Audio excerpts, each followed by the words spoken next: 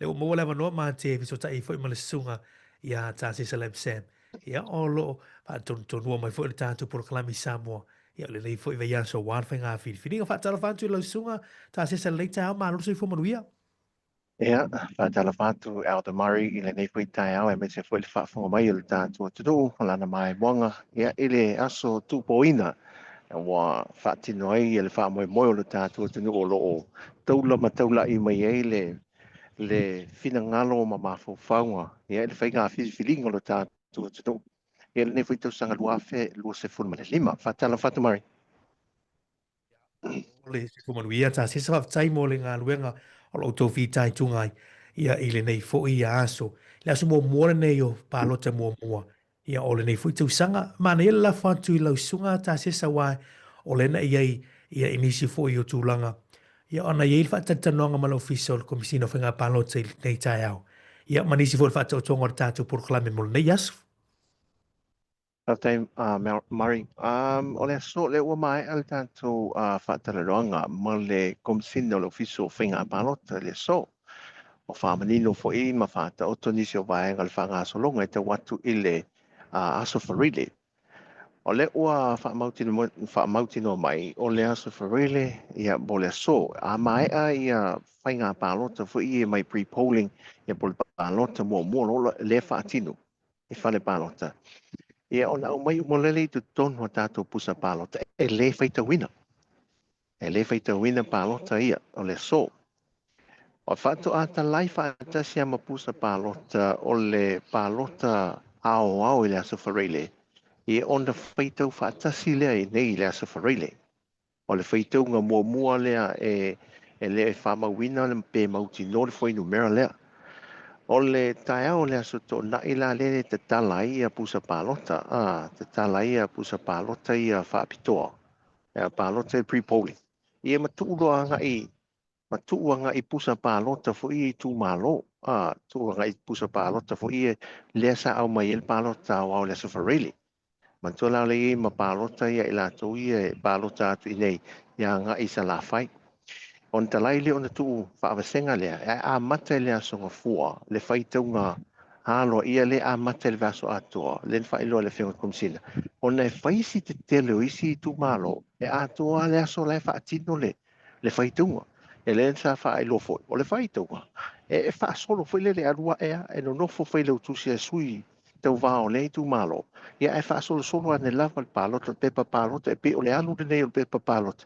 Ia e mate tu e sui whailau tusi, po whailau tusi, o patia le tau wa alei tu malo, a penalo na whaati noa. O le fwe la ua manino, o iai mea tūlanga o mefa penei, observers, po i lato e mate tuina, mai isi atu no le Pasifika, media, lato te mate tuina le whaati noa, o le whainga palota sa moe tūlanga.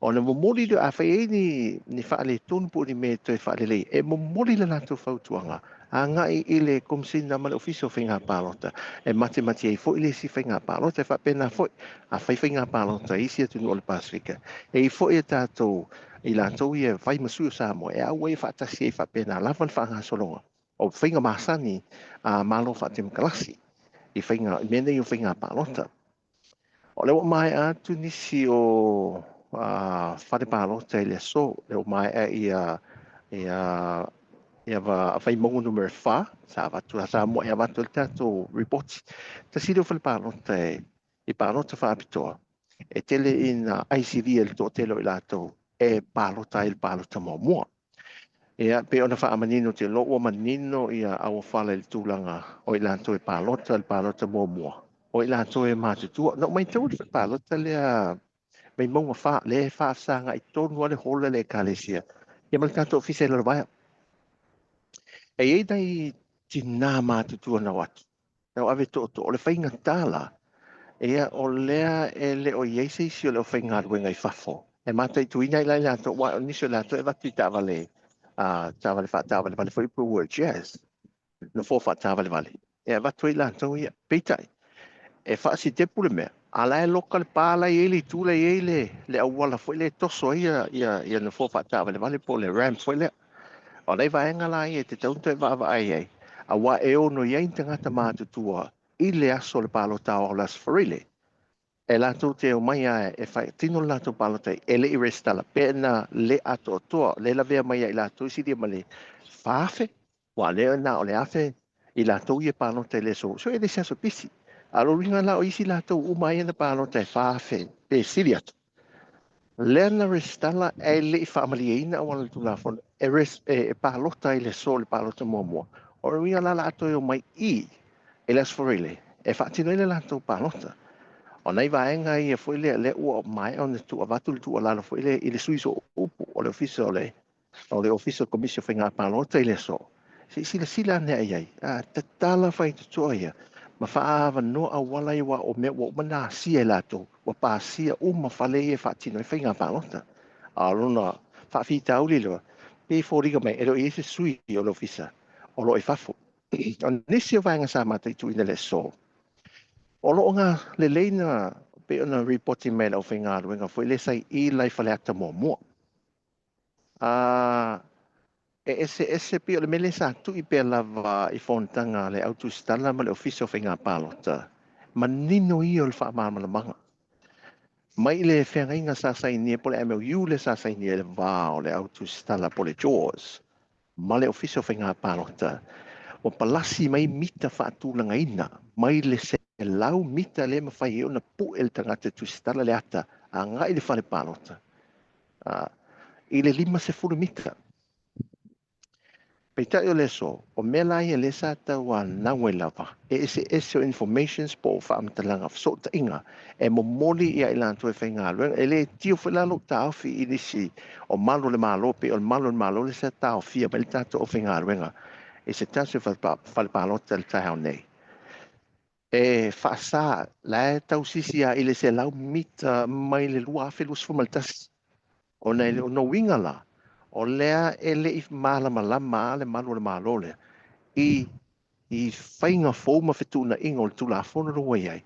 E fua ngā ruenga au tu stala. La la tō whai pito la au e tāua fwoi. Le la e iai ale vala le tula i mai. E le fō i le whawhi tau le mai i le whainga pālota lua afe lus fumaltas. E ui o lea. Ia o lo lango malu pe fai va o le whaatau te o ngā ruenga au whenga ruenga le nei aso. Ia a le siufonga le lau mua. Ia le whaila ua mātou saungi i le fuafuanga o le nei aso pe ona e whai loa se te muli a pe o nei tūlanga le nei aso. O le ao au te lenga o le nei aso. E file mu whaatai fai le tua. Ua o fai le ma tu au au le aso. Ia wha maru manu.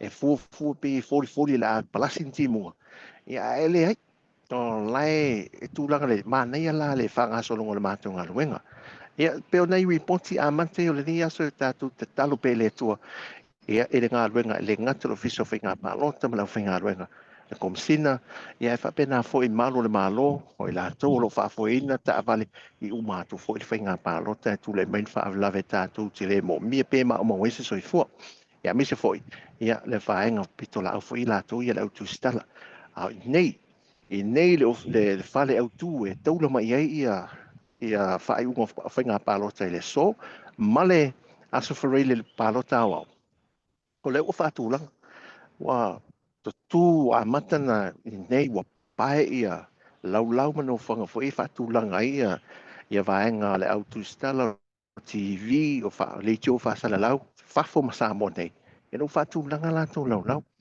ya le fa leva va il tato le fu uma na sekil tato ia no fa o le so foi ya mata ona fa ti ta i ma testa ia tato masini ia mo le fa mo le so ia pe o le report ia tu na ai fa nga so lo tu nga wenga la so ia Elder Murray I lau sunga ta se sa whawhtai mo le tātou reporti mātou o whia lei tāo. Ia le umanino ma le whawhonga anga lo tātou tunu. Ia i tau lumanga o le nei aso ai meise foi. Ia ni su tūlanga o lo uwa ai ai tono whale pālota.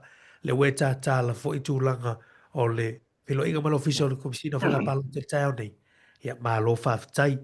Ia o le ase wa inga le tātou proklame le nei aso ai meise le tātou tautua.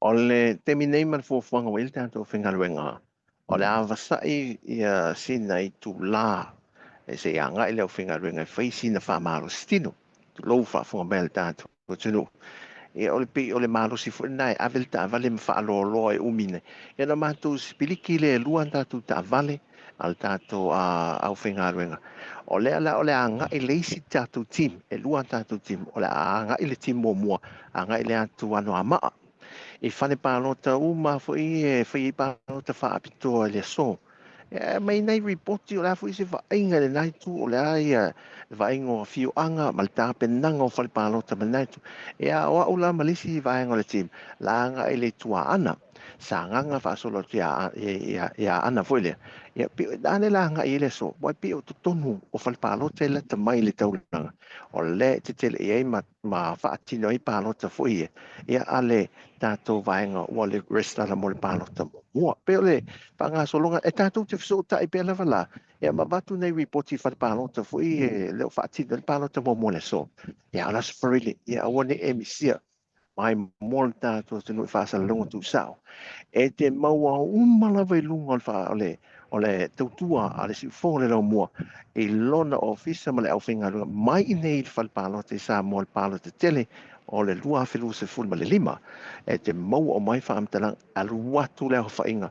Ia o lola palota le nai tu malo o sui tau va o la to wata watu e male sui sa tu lai mai ai mai telo va o fale palota ia ai fa mo mo le tato so te inga out of mari mal tato o finga ringa el tato ofisa o tu tato te fulungo mai manga lu le fa ta si tu fa ta sia fa fa ngo fia mo mai mo le tato te no al tato se no o ne emisia a taula ma fa mau lau le tio o peng te wha ilangi ia i ona vaenga umal Facebook, YouTube, pa pena fo el tātou app mal frequency ia ele tau tua si fonga le lau mua. A le po kalamena ni aso mari. Sunga tasi sa mole atu le ngā whawtai, man wha malo i lau sunga, ia oro ngā wha man wha whoina o le tātou tau tuina. Ia mai se foi ia nei tua whawhine a pun mangafa, ia o ana wha solo. Ia la ngāta foi lea whawtai foi man wha malo le sunga ia DJ, ia man tua whine ane sani le tau ngā luenga i lea whengofi. Ia manuia tau urumangon lea so tātou fisota i pēr, i lunga o le tātou tau tua. Ia manuia tele le teimi, tā sesa whawtai mo le tiute. So i foman ia manuia sa mo.